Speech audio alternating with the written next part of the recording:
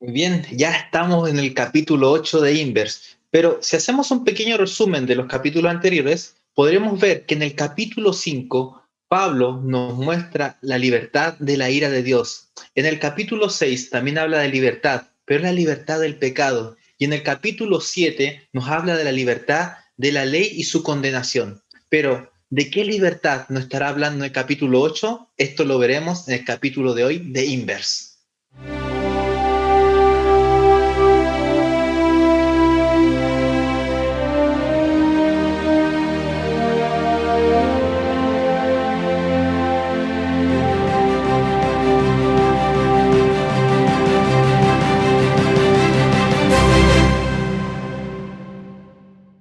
Estás viendo Inverse en Español, un programa de espacio joven. Y bueno, hoy tenemos la lección número 8, Amor Inseparable. Y para eso nos van a acompañar unos tremendos panelistas. En primer lugar, vamos a empezar por las damas. Adriana León. Adriana, ¿cómo estás? ¿De dónde nos acompañas? Preséntate un poquito para que quienes están ahí detrás de sus pantallas te puedan conocer. Bueno, muchas gracias, Jan. Me presento desde Colombia, estoy en la ciudad de Bogotá. Un abrazo para todos nuestros amigos de Inverse y pues aquí trabajo en GYC Colombia.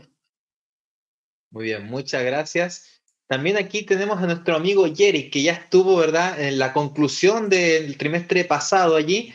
Jerry, ¿cómo estás? Bien, bien, estoy aquí desde la ciudad de Iquique también, colaborando con GYC Chile y también con todo esto de la edición de Inverse. Hoy día voy a estar también de panelista y le doy un grato saludo a todos. Así es, Jerry siempre está ahí detrás de las cámaras acompañándonos, así que hoy día le toca estar frente a la cámara. Y bueno, quien nos acompaña estuvo también la semana pasada ahí en la lección capítulo 7, ¿verdad? Nuestro pastor Carlos Olivares nos va a volver a acompañar el día de hoy en este tremendo episodio. Pastor, ¿cómo está? Muy bien, muchas gracias, Jan. Un saludo a los amigos, a nuestros panelistas que nos acompañan. Esperamos que sea una jornada interesante de esta lección.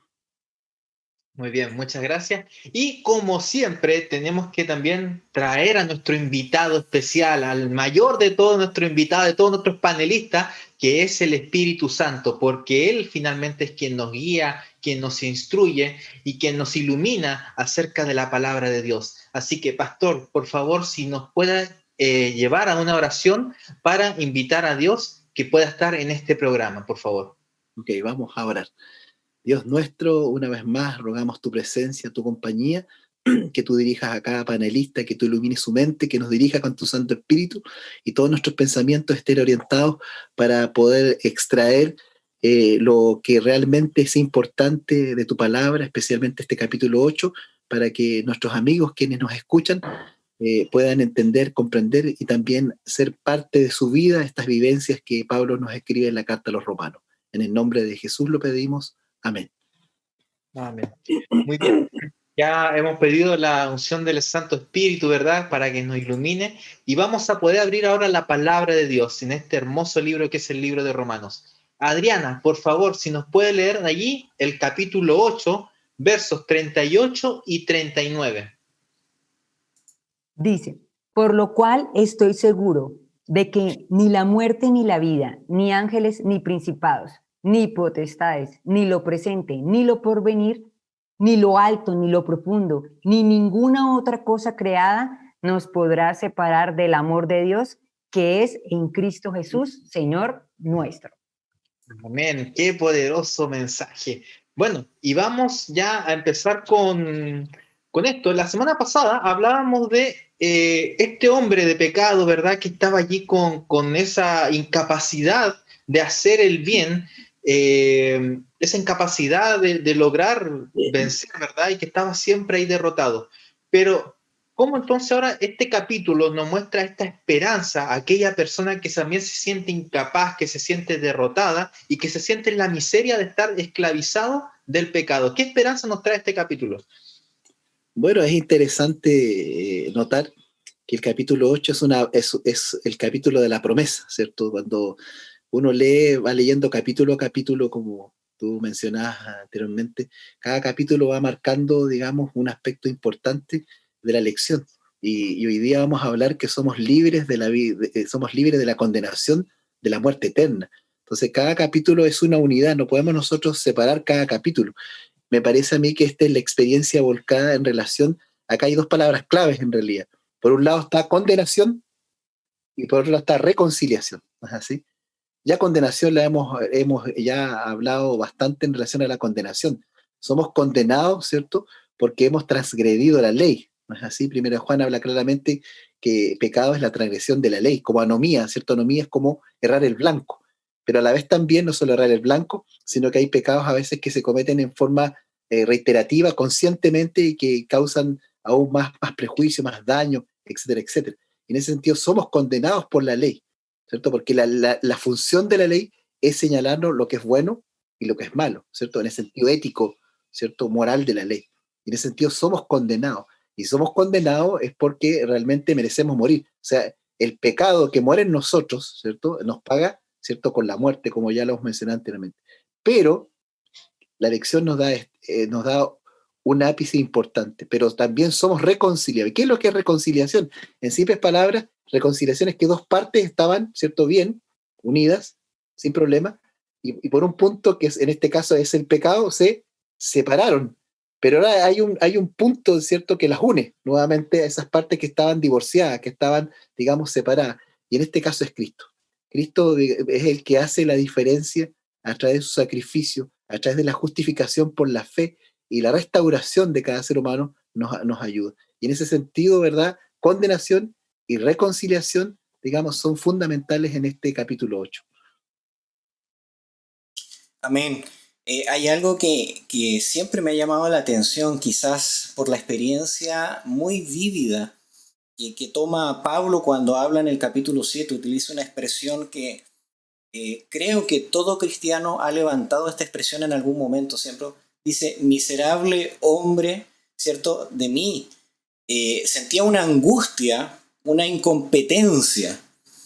Cualquier persona que pueda estar luchando, ¿cierto?, por cumplir esta legalidad de la ley, en algún momento va a verse vencida, ¿cierto? Y va a entrar en esa angustia porque puede engañar a todo el mundo, pero no puede engañarse a sí mismo, ¿cierto?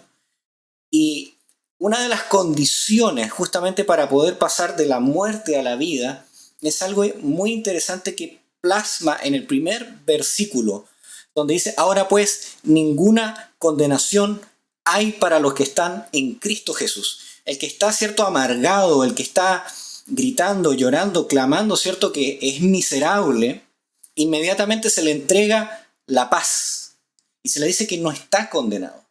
Por lo tanto, cambia inmediatamente todas las circunstancias de aquella persona que está dentro del pecado, sujeto al pecado, y ahora se le dice, no tienes por qué estar en angustia, no tienes por qué estar en desesperación. Hay paz para ti, puesto no hay condenación. Y va más allá, porque menciona, ¿cierto?, en el versículo 2 inmediatamente el derecho de por qué no tenemos condenación y tenemos acceso a esta paz, ¿cierto? Nos presenta, dice, porque la ley del Espíritu de vida en Cristo Jesús te ha librado de la ley, del pecado y de la muerte. Es decir, Cristo al morir reclama el derecho, el absoluto derecho por medio de su sangre ahora a otorgarte esa paz, ese perdón y poder entregarte ahora una novedad de vida que tú por ti mismo no puedes, no posees y de la cual no tienes acceso. Entonces, la paz es la clave para que pueda pasar este hombre, ¿cierto?, de ser pecador a ser santos. Sin paz, sin hacer estas paces con Dios, es imposible que pueda seguir avanzando. Muy bien, estoy totalmente de acuerdo con Jerick, además que me recuerda una historia. Hace mucho tiempo una amiga se acercó a mí en la noche, yo ya estaba casada, pero estaba viviendo donde mis vecinos en un apartamento vecino. Y esta amiga llega súper devastada, súper atormentada por una carga de pecado muy grande. Y es que ella acaba de tener relaciones sexuales con su novio. Entonces pónganse en el lugar de ella, ¿sí?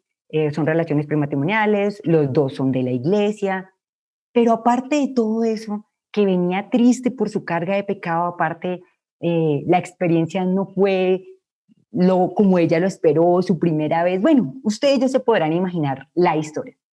Pero ¿qué haces tú ¿Qué harías tú, Jericho, tú, Pastor Carlos, si llega alguien triste y te va a hablar y te cuenta tu pecado? Yo no podía decirle, hola, eres una maldita pecadora que te van a decir en la iglesia. No, yo tenía que restaurarla. Entonces, esto me recuerda, ese capítulo 8 me lleva que hay muchas personas que se sienten así, mal por su pecado, pero nosotros, ¿cómo utilizamos el capítulo 8 para restaurarlos?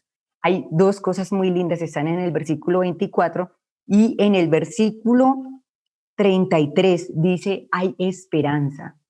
Sí, la esperanza que no se ve. Y yo le dije a ella muchas palabras de amor. En estos momentos no era para juzgarla ni atacarla, sino para redimirla. Y las preguntas que nos hace el capítulo 8. ¿Quién acusará a los escogidos? ¿Quién es el que te condena? ¿Quién nos separa del amor de Cristo aún con nuestras aflicciones y nuestras luchas? Nadie. Dios está aquí. Y yo, el único consejo que le di fue, utiliza el ápice, la migaja de Espíritu Santo que hay siquiera en tu conciencia hoy hablándote, porque si estás atormentada es porque hay una voz todavía que te está diciendo, hay algo que tengo que corregir. Entonces es el mensaje que Romanos 8 dice, o sea, si tú te sientes en la carne y hay algo que corregir, pues gloria a Dios, el Espíritu Santo, la ley del Espíritu te está hablando y hay esperanza en Cristo Jesús para limpiarte y restaurar todos esos pecados.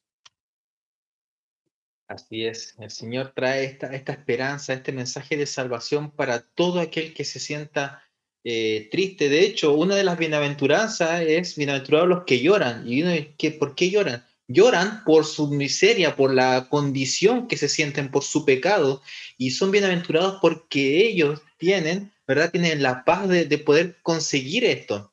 Muy bien. Ahora, el capítulo 8, ¿de qué manera nos enseña de que Jesús nos salvó de nuestros pecados y no en nuestros pecados? Muy bien, la respuesta, digamos, Romanos 8 nos da esa solución en el sentido de que el Señor Jesucristo, ¿verdad?, nos salva de nuestros pecados, no en nuestros pecados, o sea, eso quiere decir que Dios nos ama y nos acepta tal cual somos, sin duda alguna. Pero Él, en su perspectiva, Él nos mira, digamos, como siempre hemos mencionado, nos mira, digamos, no como somos ahora, sino cómo vamos a llegar a ser en la medida en que el Espíritu Santo va trabajando en nuestros corazones y en nuestra vida. Gálatas 3:23 dice que en su plano de Cristo como Redentor, dice que nos libra de la maldición, digamos, de la ley, ¿no es así? Pero no nos libra, como algunos creen, porque ahí algunos confunden que de alguna manera Dios, la libertad de la ley significa anulación de ley, o sea que ya vivimos sin ley y podemos hacer lo que queramos. No, nos libra de la obligación de los preceptos, no nos libera, nos libera de la maldición de la ley, que es la muerte a través del pecado. Por tanto, el acto redentor de Cristo tampoco podría ser posible a menos que el Espíritu Santo impregne en la mente, ¿cierto? Y en nuestro corazón del sacrificio de Cristo. Nuestra mente debe ser transformada y la palabra, digamos, conversión en el Nuevo Testamento tiene que ver con eso, tiene que ver con un cambio de actitud, tiene que ver con un giro, no de 360 grados, porque llama lo mismo, sino un giro de 180 grados, o sea, un cambio radical. Íbamos por este camino, pero ahora desviamos por otro camino. Y la palabra del Antiguo Testamento que se usa para conversión tiene que ver también con un tema, digamos, muy similar al Nuevo Testamento, que en este caso es la palabra chubá, que tiene que ver, ¿cierto?, con que yo iba por esta senda y desvío esta senda. La palabra conversión en el Antiguo Testamento se usa más señaladamente en el sentido de un cambio de actitud, de un cambio de dirección, de un cambio radicalmente de mis actitudes, digamos, de lo que yo estaba yendo por este camino, pero un cambio radical. O sea, Cristo debe impactar completamente en mi vida. Por eso que Cristo, si bien es cierto, nos salva, ¿cierto?, a nosotros del pecado, y esa expresión tiene que ver con que Cristo nos libera, ¿cierto?, del pecado, en el sentido que el pecado pierde poder sobre nosotros, o sea, su influencia sobre nosotros va perdiendo poder a medida que nosotros vamos entendiendo algo muy interesante nuestro. Nosotros somos egoístas por naturaleza, y ese egoísmo debe salir de nuestro corazón, y por tanto el amor de Dios, cuando va transformando nuestras vidas, va echando fuera el temor y va echando fuera el egoísmo, y entonces podemos ahora guardar la ley, ¿cierto? Pero no ahora como un asunto legalista, como lo hacía, veíamos los fariseos, etcétera, etcétera, sino un aspecto de que porque amamos a Dios, lo que me mueve es como yo amo a Dios, entonces yo obedezco y me gozo de no obedecerle, ¿verdad? No lo hago como un tema de un ejercicio o como algo, ¿cierto?, que me ayuda a mí más que nada como algo sistemático, sino porque algo me impele a hacerlo porque quiero hacerlo, pero no en un tema, digamos, solamente sistemático para alcanzar algo. Y eso es lo que yo creo que Romanos 8 nos está, digamos, diciendo. Amén. Recordando uno de los ejemplos que habíamos tomado en otro Inverse, hablamos, ¿cierto?, de que el pecado es dañino, autodestructivo, recordando, ¿cierto?, que un cuchillo que se utilizó como una ilustración, ¿cierto? El tema justamente es que trabajando en el texto nos presenta exactamente lo mismo. El hombre que estaba ahí en Romanos 7 estaba muy triste, ¿cierto?, porque era débil. Entonces, lo que está diciendo acá Romanos capítulo 8, ¿cierto? Versículo 2, en la segunda parte, dice, te ha librado de la ley, ¿cierto?, de la muerte, de esta debilidad, de esto que traemos, esas debilidades hacia el pecado, ¿cierto? Nuestros hábitos que hemos cultivado hacia el pecado. Y dice que va más allá, en el 3 dice, porque la ley no nos puede hacer salvo en ese sentido, ¿cierto? No es su propósito, nos muestra solamente el pecado. Y entonces ahora viene la parte interesante, dice que lo hizo Dios, ¿cierto? Enviando a su Hijo en semejanza, y esto es muy interesante, de carne de pecado, pero ¿para qué? Para condenar al pecado. Y ahora viene lo hermoso, para que la exigencia de la ley fuera cumplida en nosotros, que no andamos conforme a la carne, sino conforme al Espíritu. Hablábamos en el Inver anterior, ¿cierto? Del término, ¿cierto?, del ego autos, del yo solo. Pablo estaba diciendo que cuando estaba solo, estaba, ¿cierto?, ahí en esa depresión, pero ahora se le presenta, ¿cierto?, a todo creyente que no necesita estar solo. En todo el capítulo de Romanos se dice, ahora ya no está solo, como ha hecho las paces gracias a Cristo, ahora vive en el Espíritu nos es entregado su amor, y entonces ya no caminamos solos. Y eso es lo más espectacular. Guardamos la ley, tenemos estas inclinaciones a querer obedecer a nuestro Padre, de este amor hacia nuestro Padre, porque ahora ya no estamos solos. El Espíritu Santo ha descendido, y ahí viene la pregunta. Si el Espíritu Santo está en nuestro corazón, ¿seguiremos haciéndonos daños a nosotros mismos? ¿El Espíritu querrá acaso que nosotros sigamos haciéndonos daños a nosotros mismos? Entonces, tal como lo decía el pastor Carlos, el Señor, cuando llega una persona, me gustan mucho estas palabras, es inminente. Nos entrega su paz, lo que necesitamos, pero también es trascendente. Trasciende de lo que estamos viviendo y ya no nos ve solamente como nos vemos hoy, sino que nos ve como nos vamos a ver cuando estemos allá en el cielo, y quiere que tengamos el cielo hoy en nuestro corazón. Uf, amigos, pero qué nivel, no. Creo que lo que voy a decir es simplemente una ilustración de lo que el pastor Carlos y Jerick han hablado. Yo creo que están ustedes allá como palomitas, comiendo palomitas que viene. Bueno, miren, la pregunta es, ¿nos salva del pecado o en nuestros pecados? Entonces, yo estoy aquí con una camisa blanca y una chaqueta naranja. Yo la veo naranja, pero quizás ustedes la ven de otro color. Entonces, esto es como mi pecado, lo sucio, que me mancha, ¿sí? Me mancha. Pero entonces es diferente si Jesús viene y me pone su manto encima de mi pecado, se ve como que no ha cubierto lo manchado, ¿cierto? Pero si primero Dios me quita, ¿sí? Me estoy quitando la chaqueta, me limpia, me sana, me restaura, y luego Él sí me cubre con su justicia. Esa es la diferencia de que me salve en pecado a que me salve del pecado. Entonces nosotros necesitamos es que Dios nos quite todo el pecado, nos deje sin manchas, sanos, y así nos restaure. Y me recuerda algo que pueden buscar en sus Biblias, Lucas 5, 36. Nadie corta un pedazo de un vestido nuevo y lo pone en un vestido viejo, pues si lo hace, no solamente rompe el nuevo, sino que el remiendo sacado de él no armoniza con el viejo. Así que nosotros no armonizamos con ese espíritu de muerte que nos dice Romanos 8, o esa ley de muerte, ley de pecado. No armonizamos. Necesitamos a Cristo para que nos dé el vestido completamente nuevo. Así es, muy bien, muchas gracias por estos tremendos comentarios. Y bueno, vamos a pasar a otra pregunta. De hecho, el capítulo 8, cuando comienza, dice, ahora pues ninguna condenación hay para los que están en Cristo Jesús. Entonces, ahora, ¿de qué manera este ahora pues hace un cambio entre la persona que está hablando en el capítulo 7 con el que está hablando ahora en el capítulo 8?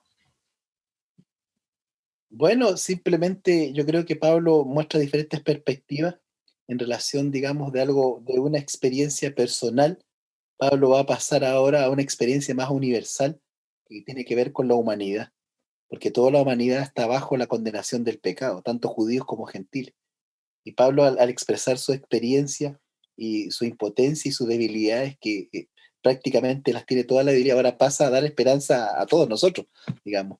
En ese sentido, lo que mencionaba Jerick en relación al verso número 3, por lo que era imposible para la ley, por cuanto era débil por la carne, Dios enviando a su Hijo en semejanza de carne de pecado, y a causa del pecado condenó al pecado, dice en la carne. Acá está hablando de la salvación más universal. Y es interesante que acá está hablando justamente por qué Cristo se encarnó. O sea, Cristo no solamente se hizo carne, ¿cierto? Y siempre se ha discutido con qué naturaleza vino Cristo, si vino con una naturaleza no caída o una naturaleza caída, pero sin duda alguna que Cristo vino con naturaleza caída. Pero ¿qué entendemos por naturaleza caída? Que Cristo tenía la posibilidad de caer también, ¿cierto? Aunque no pecó, pero Cristo podía haber pecado y podía haber caído igual que nosotros. Por eso usa la palabra homoión, ¿cierto? Que significa a semejanza, y semejanza significa igual, ¿cierto? Cristo era igual que los seres humanos. La única diferencia es que Cristo no, las propensiones que nosotros desarrollamos hacia el mal, Él no las desarrolló, las neutralizó, ¿cierto? Y Él sí desarrolló las propensiones hacia el bien, las propensiones hacia la vida espiritual, a una comunión íntima con Dios. Y yo creo que en ese sentido la pregunta que mencionas está en el sentido, digamos, si Cristo, bueno, Pablo habla en el capítulo 7 de su experiencia, pero en el 8 vuelca ahora esa esperanza para todos nosotros. No solamente Pablo venció por medio de Cristo, sino que Pablo venció por medio de Cristo porque primero Cristo venció, o sea, no tendría sentido la salvación si Cristo, porque podríamos nosotros decir, pero Dios está arriba en el cielo, ¿cierto? Él que sabe nuestros problemas. Pero bueno, ahí está lo que dice también Hebreos capítulo 4, verso 13 en adelante, que dice, ¿verdad? Acerquémonos pues confiadamente al trono de la gracia para alcanzar misericordia y oportuno socorro. Y luego dice que Él conoce nuestras debilidades porque Él fue tentado en todo, dice, pero no pecó. Entonces, la diferencia entre Cristo y nosotros solamente es que Él no pecó, pero Cristo vivió una vida de sufrimiento. Cristo fue tentado a lo sumo, no tenía ninguna ventaja por lo que nos creen, no tenía ventaja. Al contrario, tenía más desventajas que nosotros y Cristo venció. Entonces, Cristo no solamente debería ser para nosotros nuestro Salvador, sino que también nuestro ejemplo a seguir. Si Él pudo vencer, nosotros también podemos vencer si tenemos una vida de comunión íntima con Dios. Y si nosotros cada día, ¿verdad? Sorteamos las tentaciones, entonces también podemos vencer como venció Cristo. Y eso es lo que espera el cielo de cada uno. Sin duda que es un proceso. Y eso es lo que Pablo, de alguna forma, está presentando aquí ahora para la humanidad. Esas promesas, esa bendita esperanza para todos.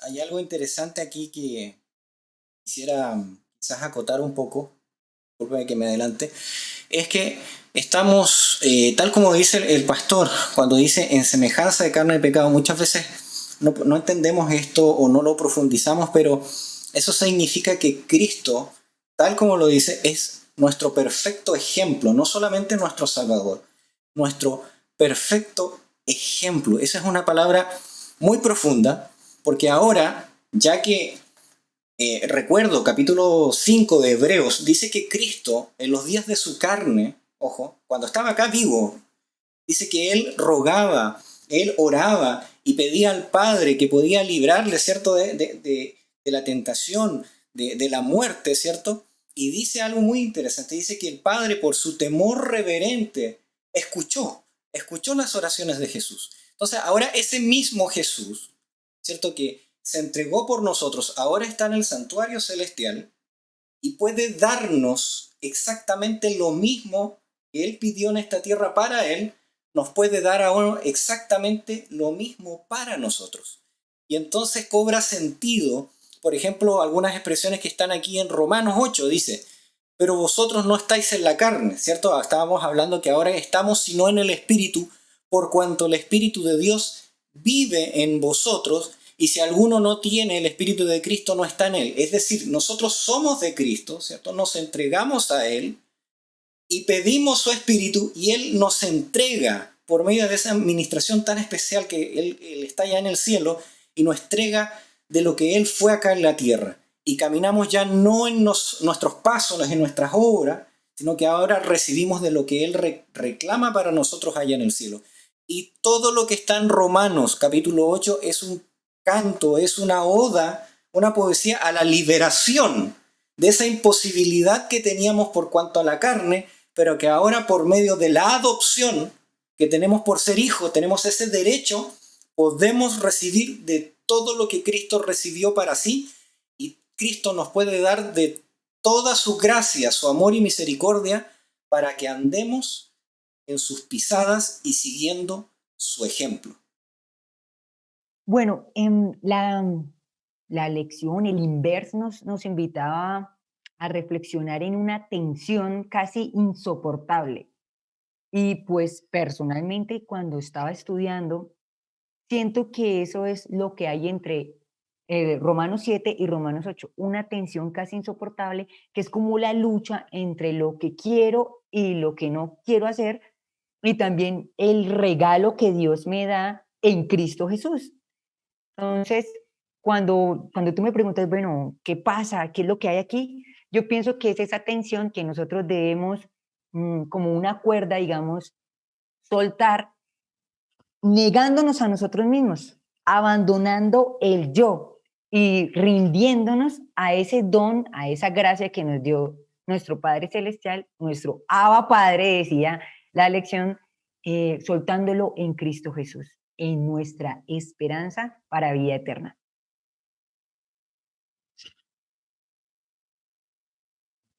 Quería que podamos ahondar un poquito más en esta diferencia que tenemos acá, ¿verdad? Entre el capítulo 7 y el capítulo 8. Porque acá dice que en el capítulo 7, ¿verdad? Eran débil a la carne, pero acá dice el capítulo 8, sobre todo el versículo 4, dice, no andamos conforme a la carne.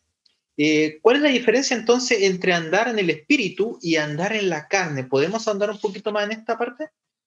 Claro, simplemente, bueno, insisto, el capítulo 7, Pablo nos está diciendo, digamos, que lo que no quiero hacer no lo hago, no está, a ver, ¿cómo explico esto para que se pueda entender? Pablo nos está dando a entender que hay una pugna de dos naturalezas, digamos, una pecaminosa y una naturaleza, digamos, espiritual. No existe eso, la naturaleza es una sola, y la naturaleza está debilitada, y solamente el espíritu hace fortalecerla para que su inclinación se lleve, digamos, hacia el lado de que Dios quiere, de la santificación. Entonces, en ese sentido, Pablo no es que haya perdido una victoria, una batalla, sino que Pablo está hablando primero como fariseo, ¿cierto? Que él pensaba que, entonces Pablo, traduciendo el 7, si yo voy por la ley, voy a fracasar, voy a caer, es carne. Es eso, pastor, yo lo he escuchado harto. Por ejemplo, hay un mito, que es un mito, creo que ya de los Dakota o de los Apaches, no me recuerdo, que está ahí que es de los dos lobos, ¿verdad? Y que decía que había un lobo que era un lobo bueno y un lobo malo, y que si yo alimentaba al malo, el malo siempre le iba a ganar al bueno, y así que y eso siempre, de hecho, yo lo he escuchado muchas veces en nuestros propios sermones, de que estas dos naturalezas son representadas por este mito apache, y que el alimento más la que le gana a la otra. Claro, pero más que alimentar uno a otro, es que en nosotros hay una potenciabilidad. Nosotros cuando Adán pecó, nuestra vida nuestra naturaleza quedó debilitada. No quiere decir, como mencionaba yo en el primer capítulo, hay una idea más agustiniana. San Agustín era maniqueo, y los maniqueos creían que el bien y el mal conviven juntos. Acá no es el caso, porque Pablo no habla en términos y en categorías filosóficas griegas, platónicas, si así queremos llamar, o epicúreas, si nosotros queremos llamar, sino que Pablo habla como un hebreo, como un judío. El judío no tiene, la Biblia hebrea no tiene esa concepción, digamos, de dos naturalezas en pugna, que una prima sobre la otra. Si yo tiendo más esto, entonces prima esta, pero sigue ahí dormida. Yo creo que no habla eso Pablo. Lo que Pablo está diciendo es que cuando uno, en el caso de Pablo, cuando él era legalista, ¿cierto? En el caso de Romanos 7, y tendía eso, entonces Pablo, digamos, no podía alcanzar lo que Dios quería que alcanzase, porque la ley lo terminaba condenando, porque algo faltaba. Pero cuando Pablo, digamos, vio y tiene ese encuentro en Damasco, porque esto es algo concreto y real. Entonces Pablo venció por medio de Cristo. Entonces, ¿por qué? Porque ahora no veía la ley guardarla como un mérito para alcanzar algo, premio o recompensa, ¿cierto? Sino más bien que la recompensa ya estaba allá, ¿cierto? Y más allá de lo que tú hagas o dejes de hacer, tú no vas a salvarte. Hagas o no hagas, tú no te vas a salvar. Sino es lo que hizo alguien por ti, que es Cristo. Yo creo que por ahí va el tema. Y Romanos 8, eso presenta. Es lo que Cristo hizo por nosotros, es lo que nos va a salvar y es lo que va a definir nuestra salvación. Y ahora viene la segunda parte del 8. Es ahora cómo tú te comprometes con esa salvación. Ya Cristo lo hizo todo. Pero ahora también tenemos una parte. En el concepto evangélico católico, nuestra salvación es pasiva, ¿cierto? Cristo hace todo y yo voy a seguir pecando igual. O sea, la gente confunde naturaleza pecaminosa como algo que lo voy a llevar hasta el final y cuando venga la glorificación, ahí voy a librarme el pecado. Pero la Biblia no dice eso. Naturaleza pecaminosa no es igual a que yo siempre voy a pecar y nunca me voy a librar del pecado. Romano está diciendo lo contrario, dice que somos libres del pecado. Podemos ser libres del pecado. Que el pecado no tenga efecto en nosotros. Yo creo que por ahí va el tema. Y Romanos 8 dice que cuando el pecado deja de ejercer dominio sobre nosotros, ¿cierto? Entonces, ahora quien ejerce dominio sobre nosotros es Dios. Y cuando Dios ejerce dominio sobre la vida del ser humano, entonces yo me tomo de los méritos de Cristo y ahora Cristo, mis imperfecciones, comienza a través de su Santo Espíritu a santificar mi vida y a poder moldear mi mente para ver una perspectiva diferente, y esa vida egoísta que yo mencioné anteriormente va saliendo del corazón. El Espíritu Santo, ¿qué hace? Primero saca el error del corazón y de la mente.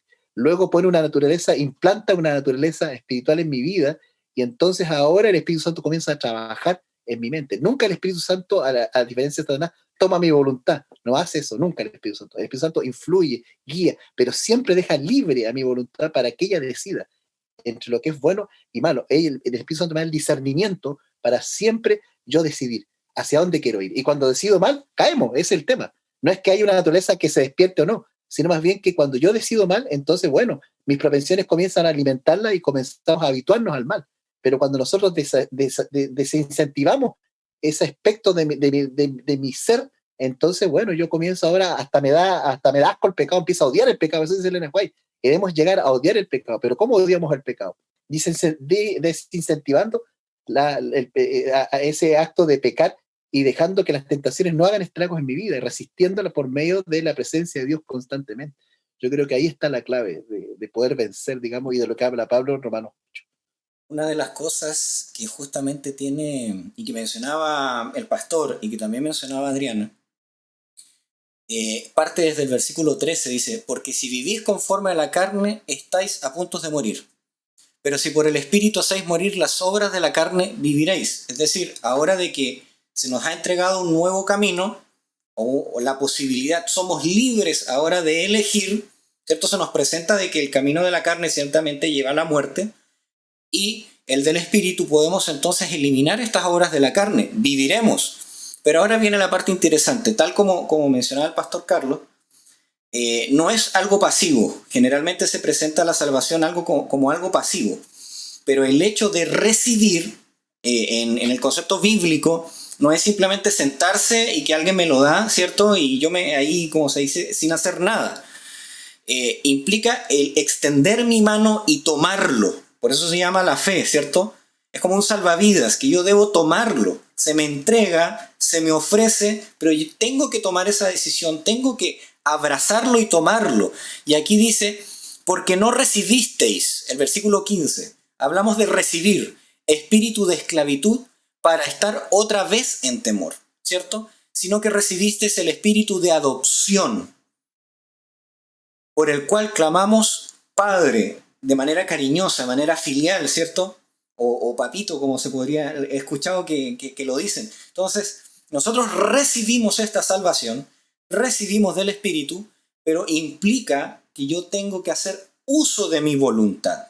No soy un robot en el cual mi voluntad queda dominada, porque eso sería volver a ser esclavo. Y lo que dice el texto, no somos esclavos. No es que pasamos de servir a Satanás para ahora ser esclavos de Dios, no.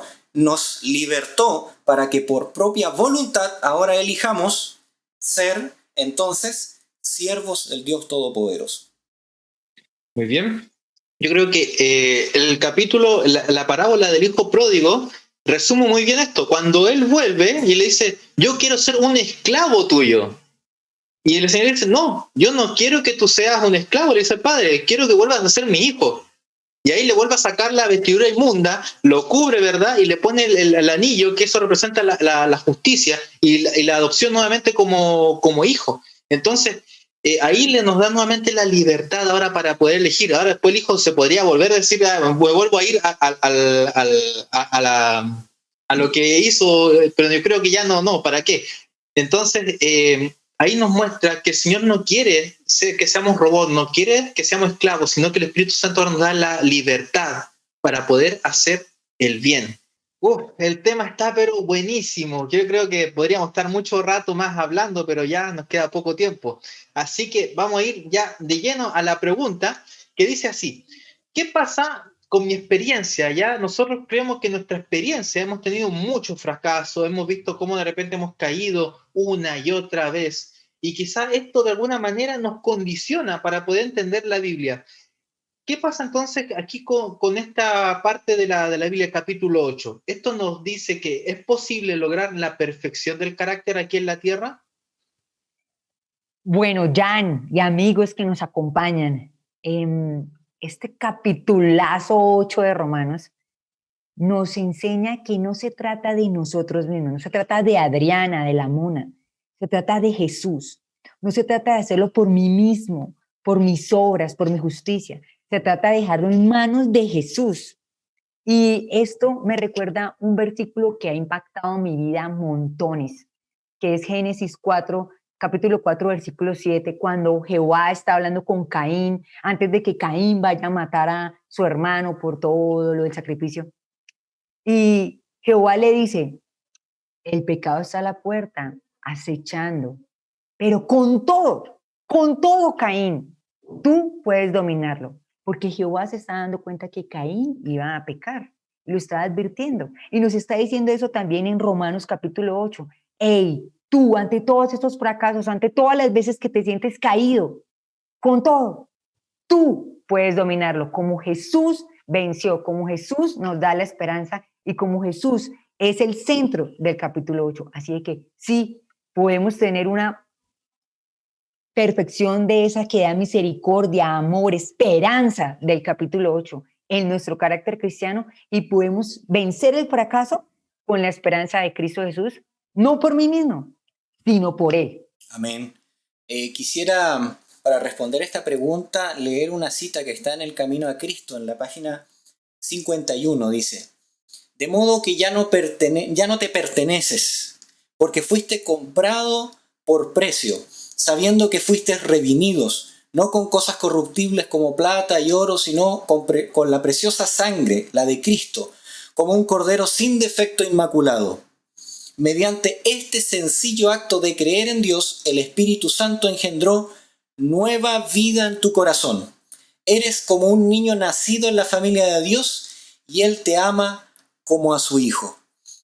Nosotros, por ejemplo, muchas veces nos vemos que estamos solos, ¿cierto? O deprimidos por causa del pecado, pero en el versículo 26 nos habla algo muy interesante, que hay una obra, pese aunque que nosotros tenemos que recibir esta salvación, no nos deja solo en este acto tampoco de recibir, porque dice, y asimismo también el Espíritu ayuda a nuestra debilidad, pues no sabemos qué orar como conviene, pero el mismo Espíritu intercede con gemidos indecibles. Es decir, en ninguna parte del proceso somos dejados solos. Siempre Jesús está con nosotros, siempre el Espíritu está con nosotros, y aún en la oración dice que no sabemos qué pedir, y Él nos asiste y nos ayuda a pedir para poder recibir lo que conviene. Imagínense qué ayuda tan grande entonces. Y no entiendo, no lo sé por qué ese gusto de querer entender este capítulo de manera distinta. Pero es quizás porque partimos leyendo Romanos capítulo 7 de manera errónea. Porque el capítulo 8 expresa grandemente que la salvación es aquí y ahora, y salta a la eternidad, como había dicho Jesús, porque brotarán, ¿cierto?, aguas vivas que salten para vida eterna. Lo que decía Adriana y también Jerry, a veces la perfección de carácter se confunde con la inerrancia, con no equivocarse. La perfección de carácter se confunde con la perfección de naturaleza. La perfección de naturaleza, esa se va a realizar cuando Cristo venga. Eso se llama la glorificación. Y no hay que confundir dos cosas. Ahora, cuando el hombre cayó en pecado, ¿cierto? Su naturaleza fue condicionada en algún sentido, ¿cierto? A lo cual llamamos muchas veces naturaleza pecaminosa. Dios no nos puede condenar por eso, porque que Adán cayese, ¿cierto? Es su elección, no es nuestra elección. Nosotros ya nacimos condicionados por el pecado y debilitados por la decisión que tomó libremente Adán. Y por eso Dios no nos puede condenar. ¿Por qué nos va a condenar por eso? No tuvimos participación en eso, no tuvimos elección, no decidimos aquello. Por tanto, por eso Dios no nos condena. Repito, por la naturaleza con que nacemos condicionados, Dios no nos puede condenar por eso. Y a veces algunos confunden que esa naturaleza da derecho a pecar, siempre voy a caer, siempre voy a pecar, y por tanto en la glorificación de Dios me va, pero en ese sentido la perfección de carácter no tiene que ver con eso. Eso se llama mal, que es la consecuencia que trajo muerte, dolor, sufrimiento, enfermedad. Esas son las consecuencias, eso no podemos evitarlo. Y tampoco Dios nos condena por eso. La perfección de carácter tiene que ver con la culpabilidad, tiene que ver con nuestros actos libres que nosotros cada día vamos tomando decisiones en relación a lo que es bueno y a lo que es malo. La ley, ya dijimos, no nos puede salvar, como instrumento de salvación no nos puede salvar, pero la ley es santa, justa y buena, y la ley es como un espejo que nos dice qué es lo que es bueno y qué es lo que es malo. Y obviamente la ley nos dice aquello, nos muestra el camino, pero la ley no nos puede obligar a hacer lo bueno, a hacer lo malo. Ni siquiera Satanás puede hacerlo, ni siquiera Dios. Ese es un acto libre que nosotros tenemos que decidir. Entonces la perfección de carácter tiene que ver con las elecciones que nosotros hacemos libremente cada día, y cuando nosotros decidimos cada día por el bien, entonces nuestro carácter se va haciendo cada vez más semejante a Cristo. En resumen, la perfección de carácter tiene que ver cuán semejantes día a día somos a Cristo. Por eso que los 144.000 alcanzan la perfección de carácter plena, suma, que logran imitar plenamente el carácter de Cristo. Así como vivió Cristo, ellos no pecan. Ojo, no pecar no significa impecabilidad, que son dos cosas diferentes. No hay impecabilidad, pero sí podemos dejar de pecar. Y los 124.000 dejan de pecar, no pecan. Y por eso que son semejantes a Cristo, y por eso que el capítulo 14 los presenta en el monte Sión con el nombre del Padre y del Hijo, así como los sacerdotes que tenían la lámina en la frente de oro que decía Santidad a Jehová. Bueno, la santificación es un proceso, ¿verdad? A veces nos saltamos los procesos. Es un proceso que dura toda la vida. Pero los 144.000 alcanzan esa perfección en su plenitud. A algunos les molesta esta teología de la última generación, ¿cierto? Aquellos que son más liberales de la iglesia van por otro camino. Pero los que somos conservadores y creemos en el mensaje de 1888 en adelante, entonces ese mensaje de Wagner, de Jones, ¿cierto? Y de Elena de White es muy macizo en el sentido de que existe la perfección, digamos, de carácter en el sentido de un avance diario, día a día, que vamos avanzando, y perfección de carácter en resumen es que cada día tenemos que ser más semejante a Cristo. Amén. Bueno, ya hemos llegado ya al final de nuestro programa, pero, estimados, no se pueden ir todavía porque aún queda aquí que los panelistas le den el último llamado a aquellos que están viendo, que le digan, por favor, qué es lo que más les gustó de la lección, qué es lo que más rescatan. Por favor, Adriana, Yerick, Pastor, hagan este llamado a los jóvenes que están ahí mirando, o a los maestros que quizás también están mirando este hermoso programa. ¿Qué les pueden decir ustedes a aquellos que están allí? Quisiera cerrar con una cita que está en El Conflicto de los Siglos, página 461, dice: En el nuevo nacimiento, el corazón viene a quedar en armonía con Dios. Al estarlo con su ley, cuando se ha efectuado este gran cambio en el pecador, entonces ha pasado de la muerte a la vida, del pecado a la santidad, de la transgresión y rebelión a la obediencia y a la lealtad. Terminó su antigua vida de separación con Dios y comenzó la nueva vida de reconciliación y fe.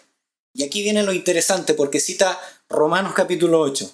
Entonces, la justicia que requiere la ley se cumplirá en nosotros, los que no andamos según la carne, sino según el Espíritu.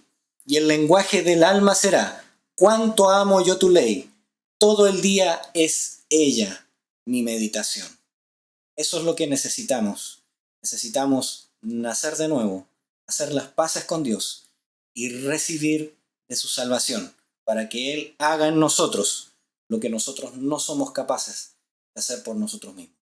Me uno a ese llamado porque esta lección de Inverse lo que busca es que nosotros busquemos la palabra de Dios y en la palabra de Dios, pues su voz. Así que los invito para que hagan todas las actividades del Inverse, como mire, tachar, rayar, subrayar, unir, línea arriba, línea abajo, responder todas las preguntas del Inverse porque son buenísimas. Buenísimas. O sea, si te faltó una, por favor, hazla, no dejes de hacerlo semana a semana y comparte con tus amigos porque esto es delicioso, es un manjar como se estudia la Biblia con el Inverse. Primero eso. Y lo segundo, una mini otra experiencia. Yo trabajo en mi área laboral, siempre me tocan dirigir grupos de trabajo, soy la jefe, la directora, etcétera. Y hay una cosa que me encanta que la gente tenga y que odio que la gente no tenga. Y es que vengan a mi oficina, me traigan el problema y no me traigan la solución. Y yo, a ver, pero les estoy pagando para que piensen y me traigan la solución. Para eso eres ingeniero, arquitecto, lo que sea. Pero me encantó ese capítulo 8 porque este Pablo, cual mejor empleado del mundo, mejor discípulo del mundo, no trajo problemas en el capítulo 8, trajo la solución. Dice al final, ¿quién te acusa? Dios es el que justifica. ¿Quién es el que condena? Cristo murió por ti. ¿Quién nos separa del amor de Cristo? Ni la muerte, ni la vida, ni nada. O sea, se enfocó en la solución. No pienses en nada más, sino concéntrate, focus. Trae la solución que es Cristo Jesús en tu vida y el resto vendrá por añadidura. Así que muchachos, a leer la palabra de Dios y a dejar que Cristo y el Espíritu Santo actúe en sus vidas. No hagan más sus esfuerzos, sino dejen que Jesús obre en cada uno de ustedes. Bueno, simplemente terminar leyendo Romanos 8:16. El Espíritu mismo da testimonio a nuestro espíritu de que somos hijos de Dios. Y si hijos, también herederos, herederos de Dios y coherederos con Cristo, si es que padecemos juntamente con Él, para que juntamente con Él seamos glorificados. Yo creo que este texto resume todo lo que hemos hablado, de que el Espíritu nos da esa convicción a nuestro espíritu de que somos salvos, de que si estamos en Cristo y caminamos con el Espíritu, somos adoptados como hijos de Dios, y somos hijos, somos herederos. Y si sufrimos y padecemos por Cristo, entonces también seremos glorificados. Amén. Amén. Me gustaría leer el versículo 37. Dice, antes, en todas estas cosas somos más que vencedores por medio de aquel que nos amó.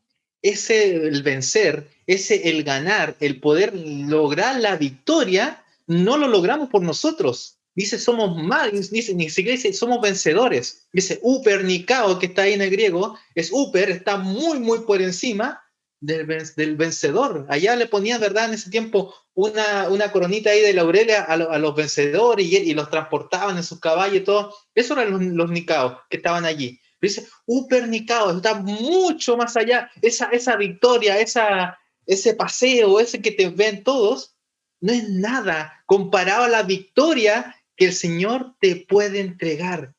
Ese es uper, está mucho más por encima. Y el Señor, esa pequeña coronita, no vale nada. El Señor te tiene una victoria que es mucho más fuerte, que es la victoria del pecado, que es la victoria a Satanás, que es la victoria de esta tierra, y quizás la victoria, tenemos que pasar la victoria a la bestia, a su sello, y como decía el pastor, quizás incluso ser un 144,000. Y no vamos a tener una corona de laureles, sino que vamos a tener el sello con el nombre del Padre y del Hijo acá escrito, y seguiremos al Cordero por donde quiera que va. Así que mi llamado es que lo que dijo la hermana Fay, no solamente pretendamos ser adventistas, sino que también pretendamos estar en ese grupo de los 144,000 y ser más que vencedores por medio de aquel que, ¿qué cosa? Que nos amó. Así que la invitación es para que sigamos estudiando, sigamos leyendo nuestra lección, sigamos estudiando la Biblia como lo presenta el folleto, sigamos allí en nuestra escuela sabática, en nuestro grupo pequeño, nuestro GPS, y sigamos viendo Inver también. Así que los esperamos para la próxima semana con un nuevo programa. Y muchas gracias, Adriana, muchas gracias, Jerry, muchas gracias, Pastor, por estas tremendas opiniones. Y a ustedes que están allí, los invitamos también para que nos sigan viendo. Un gran abrazo a todos y nos vemos. Que el Señor les bendiga. Chao, chao.